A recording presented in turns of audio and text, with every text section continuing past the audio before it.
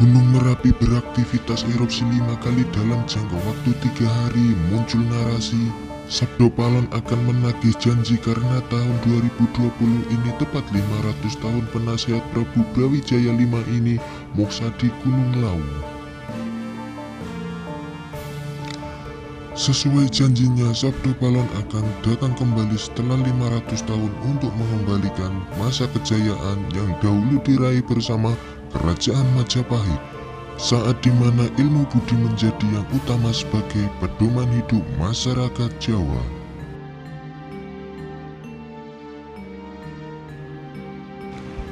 Sabdo Palon dan Naya Genggong adalah dua pujangga Kerajaan Majapahit yang menguasai ilmu kanuragan yang bersumber dari kitab puja sastra. Mereka merupakan penasihat utama Prabu Brawijaya yang punya kesaktian mandraguna. Kesaktian Sabdo Palon dan Naya Genggong berkat ilmu laku dan jangka-jangka zaman. Tiap malam sesepuh Kerajaan Majapahit ini selalu cegah dahar lawan guling atau berpuasa dan tidak tidur. Pada bulan Suro, bersama dengan cantrik-cantrikannya menjalankan tapa brata di puncak Gunung Lawu. Menjelang bulan Ruah, mereka juga melakukan laku tapa kungkum di Kali Ketombo. Begitulah ritual kejawen yang dilakukan oleh Sabdo Palon dan Naya Genggong. Dua sosok kepercayaan Sinuwun Prabu Brawijaya ini sungguh berbakti kepada Kerajaan Majapahit. Tradisi kepujanggaan Kerajaan Kediri yang beribu kota di Dohonokuro ini berlanjut. Sabdo Palon dan Naya Genggong masih cucu Empu Seda dan Empu Penuluh. Pujangga kenamaan ini menjadi guru spiritual Sinuwun Prabu Jayabaya. Tak mengherankan bila Sabdo Palon dan Naya Genggong pasti menggelar ruatan di daerah Memenang Kediri untuk menjaga ketentraman masyarakat dari letusan Gunung Kelut. Masyarakat Jawa percaya bahwa Gunung Kelut dijaga oleh Dewi Keli Suci, putri Raja Erlangga yang berwujud gedi atau wadu. Sabdo Palon dan Naya Genggong menghormati Dewi Keli Suci sebagai pepundhen Bida Pusaka.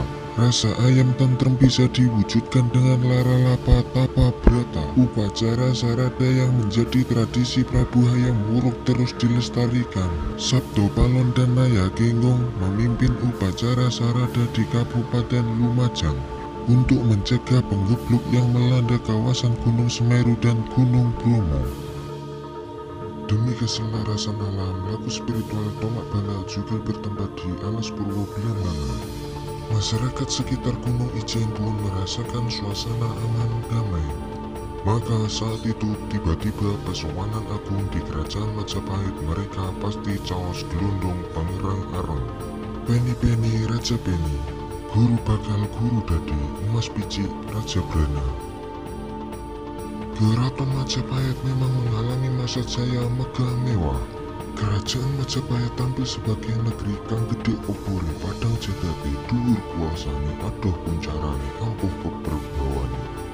Hubungan diplomatik Majapahit meliputi negara kawasan Asia Tenggara, Asia Selatan, Asia Timur, Asia Tengah, Afrika dan sebagian benua Eropa. Di tengah kejayaan inilah Sabdo Palon dan Naya Genggong tiba-tiba kecewa. Pada tahun 1520 riwayat Kerajaan Majapahit benar-benar tamat. Kedua penasihat Prabu Brawijaya ini nelangsa, lantas moksa. Mereka berdua bersumpah setelah 500 tahun kemudian akan menjelma turun di bumi. Turunnya Sabdo Palon dan Naya Genggong diyakini terjadi pada tahun 2020. Tepat 500 tahun keruntuhan Kerajaan Majapahit, Sabdo Palon dan Naya Genggong bertekad mengembalikan zaman keemasan dan kejayaan Majapahit di Nusantara. Dengan demikian, Sabdo Palon dan Naya Genggong triwikromo demi ketentraman jagat raya.